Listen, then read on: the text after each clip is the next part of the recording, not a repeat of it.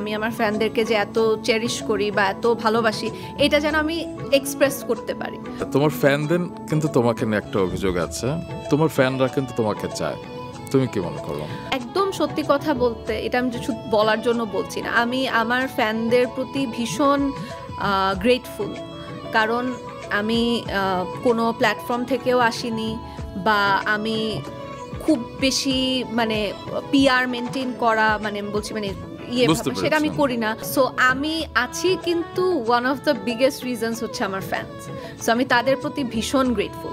এবার আমার বার্থডেতে আমি অ্যাকচুয়ালি জেনুইনলি চেয়েছিলাম যে আমি সবার সাথে একটু দেখা করব, একটু টাইম স্পেন্ড করব, কিন্তু সেদিন আমার শুটিং ছিল। একবার অ্যারেঞ্জ করেছিলাম এন্ড এটা খুবই দুর্দান্ত একটা মেমোরি আমার কাছে। কত সালে?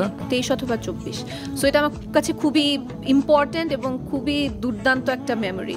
সো আমি চাই যে আসলে আমি যেটা ফিল করি তাদের ব্যাপারে, মানে আমি আমার ফ্যানদেরকে যে এত চেরিশ করি বা এত ভালোবাসি এটা যেন আমি এক্সপ্রেস করতে পারি।